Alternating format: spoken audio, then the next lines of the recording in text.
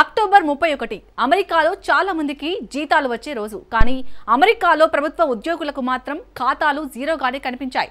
ప్రపంచంలోనే అతిపెద్ద ఆర్థిక వ్యవస్థ చేతిలో చిల్లి గవ్వ లేకుండా పోయింది. కనీసం తమ ఉద్యోగులకు జీతాలు చెల్లించలేని స్థితికి అగ్రదేశం చేరుకుంది. దీనికి కారణం అమెరికా ప్రభుత్వం మూతపడటమే. ప్రభుత్వం మూతపడి 4 వారాలు గడిచి 5వ వారంలోకి ప్రవేశించింది. దీంతో లక్షల మంది అమెరికన్ సైనికులు, వేల మంది ఎయిర్ ట్రాఫిక్ కంట్రోలర్లు, ఆఖరికి కొందరు ప్రజాప్రతినిధులు కూడా జీతాలు అందక సతమతమవుతున్నారు. సైనికుల జీతాలు చెల్లించేందుకు ఆఖరికి విరాళాలను జోలబట్టి భిక్షమెత్తాల్సిన పరిస్థితి తలెత్తింది. ఇక్కడ 30 లక్షల కోట్ల ఆర్థిక వ్యవస్థ అమెరికా. అంతటి సంపన్న దేశం ఇప్పుడు బిల్లులను చెల్లించడానికి కింద మీద పడుతోంది. అసలు అమెరికాలో ఏం జరుగుతోంది? Let's watch.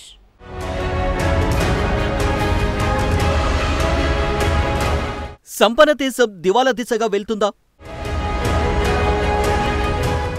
సైన్యం జీతాలకు విరాళాలు అడిగేది ఎవరు?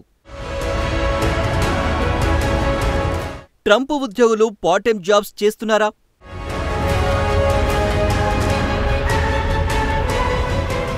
అమెరికా అంటే స్వేచ్ఛ స్వర్గం. వీరులకు పెట్టింది పేరు. చచ్చేలోపు ఒక్కసారైనా అమెరికాను చూసి రావాలని ప్రపంచవ్యాప్తంగా ఎందరో కలలు కంటారు. కానీ ఈ అగ్రదేశం మాత్రం ఎప్పుడూ దారుణంగా మారుతుంది. దివాలా దిశగా అడుగులు వేస్తుంది.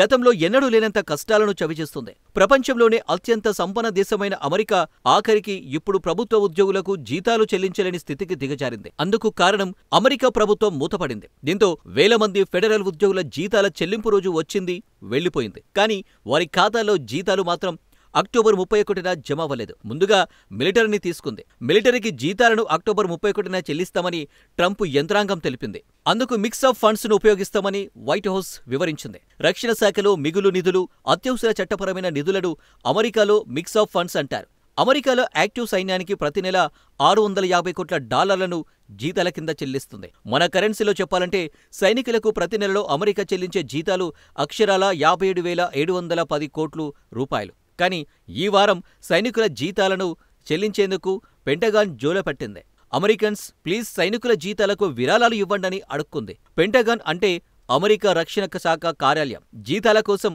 $13 కోట్ల విరాళాలను సేకరించినట్టు పెంటగాన్ అంగీకరించింది.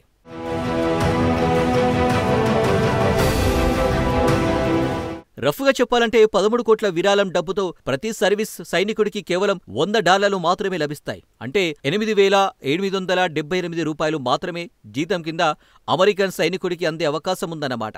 విరాళాలు అడగడం దారుణమైన, అనైతికమైన ప్రక్రియగా విమర్శలు అభివర్ణిస్తున్నారు. ప్రపంచంలోనే సూపర్ పవర్గా, రిచ్ కంట్రీగా ఉన్న అమెరికా సైనికుల జీతాలను చెల్లించేందుకు విరాళాలపై ఆధారపడడం ఏమిటంటూ నిలదీస్తున్నారు. సైనికుల జీతాలను చెల్లించేందుకు వైట్ హౌస్ అన్ని అవకాశాలను అందిపుచ్చుకుంటుందని అమెరికా ఉపాధ్యక్షుడు జేడీ వాన్స్ తెలిపాడు. అక్టోబర్ 31వ తేదీనే సైనికులకు, ప్రజాప్రతినిధులకు జీతాలు చెల్లిస్తామని వాన్స్ వివరించాడు. కానీ అందరికీ జీతాలు మాత్రం రాలేదు. అమెరికాలో ప్రస్తుత సంక్షోభానికి దారుణమైన డెమోక్రాట్లే కారణమంటూ వాన్స్ నిందించాడు. ప్రభుత్వం మూతపడి ఉండాలని కాంగ్రెస్లోని డెమోక్రాట్ల ప్రతినిధులు కోరుకుంటున్నట్టు జేడీ ఆరోపించాడు.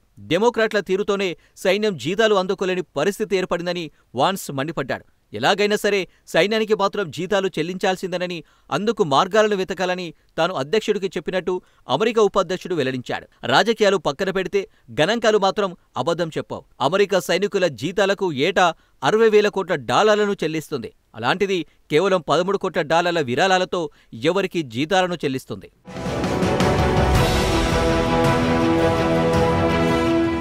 విదేశాల్లోనూ దేశంలోనూ వేల మంది సైనికులు అమెరికా కోసం నిరంతరం శ్రమిస్తున్నారు. వారి జీతాలు రాజకీయాలకు సంబంధించిన అంశం ఏమాత్రం కాదు. అద్దెలు చెల్లించేందుకు, కుటుంబాలకు తిండి పెట్టేందుకు, ఇతర చెల్లింపులకు సైనికులకు జీతాలు చాలా అవసరం. ఒక్క సైన్యానికే కాదు. ఈ జీతాల బాధ అమెరికాలోని అన్ని ప్రభుత్వ శాఖలకు విస్తరిస్తుంది. అమెరికాలో ఆకాశాన్ని సురక్షితంగా ఉంచే ఎయిర్ ట్రాఫిక్ కంట్రోలర్ కూడా తొలిసారి పూర్తిగా తమ జీతాలను అందుకోలేకపోయారు. సుమారు 11,000 మందికి ఈ నెల జీతాలు అందలేదు. వారిని అత్యవసర విభాగాల ఉద్యోగుల కింద ప్రభుత్వం పరిగణించింది. ప్రభుత్వం మూతపడినా వారు మాత్రం ఉద్యోగాలకు హాజరవుతున్నారు. ఆఖరికి వాళ్ల జీతాలను చెల్లించకపోయినా విధులను మాత్రం నిర్వర్తిస్తున్నారు. వచ్చే నెల జీతం కూడా ఉద్యోగులకు అందకపోతే ఆర్థికంగా విపత్కర పరిస్థితి తలెత్తవచ్చని అమెరికా రవాణా శాఖ మంత్రి షియాన్ డఫీ ఆందోళన వ్యక్తం చేశాడు. పరిస్థితి ఎలా ఉంటుందో తెలుసుకునే వరకు చాలా మంది ఉద్యోగులు వేచి చూడకపోవచ్చు. గత్యంతరం లేక అమెరికా వ్యాప్తంగా ఉన్న air traffic controller part time ఉద్యోగాలను చూసుకుంటున్నారు. ప్రస్తుత పరిస్థితి నుంచి గట్టెక్కేందుకు ఉబర్ కార్లలో డ్రైవర్లుగా, ఇన్స్టాకార్ట్లో డెలివరీ బాయ్లుగా, హోటళ్లలో వెయిటర్లుగా చేరుతున్నారు. మరికొందరు మాత్రం వారాంతాల్లో క్లాసులు చెప్పి పూట గడుపుకునేందుకు యత్నిస్తున్నారు.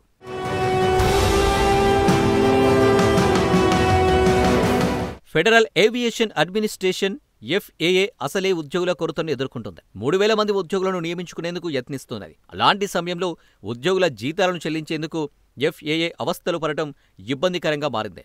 కొత్త ఉద్యోగులు అందులో చేరేందుకు ఇప్పుడు విముఖత వ్యక్తం చేస్తున్నారు. ఇప్పుడు ఏవియేషన్లో దారుణ పరిణామాలు సంభవించే ప్రమాదముందని వైట్ హౌస్ అధికారులు వార్నింగ్ ఇస్తున్నారు. అమెరికా వ్యాప్తంగా విమాన ప్రయాణ వ్యవస్థ పూర్తిగా దెబ్బతినే ముప్పు ఉందని ఉపాధ్యక్షుడు జెడీ వాన్స్ ఆందోళన వ్యక్తం చేశారు. ప్రభుత్వం షట్డౌన్ కొనసాగితే అది మహా విపత్తుగా మారే ప్రమాదముందని హెచ్చరిస్తున్నారు. ఫెడరల్ ఉద్యోగులకు 3-4 నెలల జీతాలిచ్చే పరిస్థితి లేదన్నారు. అలాంటప్పుడు ఎవరు మాత్రం ఉద్యోగంలో ఉంటారని ప్రశ్నించారు.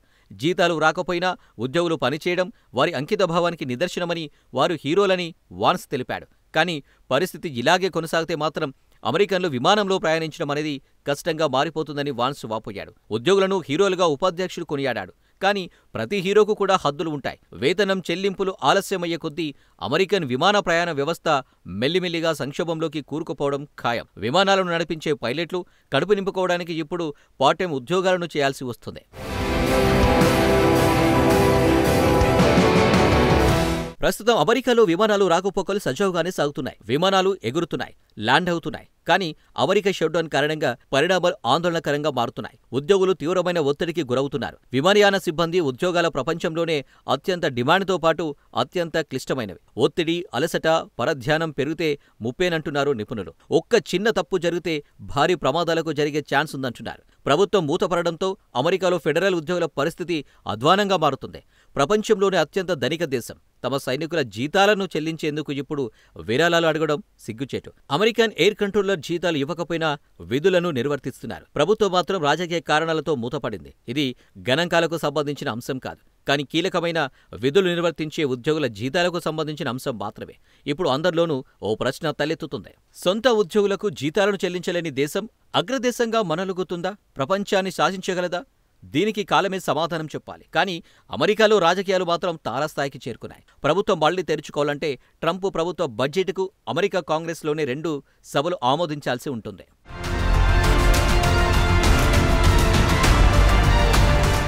అమెరికన్ కాంగ్రెస్లో ప్రతినిధుల సభలో ట్రంప్ పార్టీకి మెజారిటీ ఉంది. ఇక్కడ ట్రంప్ బడ్జెట్కు ఆమోదం లభించింది. కానీ మరో సభ సెనెట్లో మాత్రం డెమోక్రాట్లకు మెజారిటీ ఉంది. అందుకే ట్రంప్ బిల్లుకు మోకాలడ్డుతున్నారు. ప్రజా ఆరోగ్య సంరక్షణకు పెద్దపీట వేయాలని డెమోక్రాట్లు డిమాండ్ చేస్తున్నారు. దానికి ట్రంప్ ప్రభుత్వం అంగీకరించడం లేదు. 2 పార్టీల మధ్య విమర్శలు, ప్రతి విమర్శలు కొనసాగుతున్నాయి. ట్రంప్ మాత్రం రాజకీయ పరిష్కారం కోసం ప్రయత్నించకుండా ఉద్యోగులను రెచ్చగొడుతున్నాడు. కానీ డెమోక్రాట్లు మాత్రం వెనక్కి తగ్గడం లేదు. దీంతో నెల రోజులుగా అమెరికా ప్రభుత్వం మూతపడింది.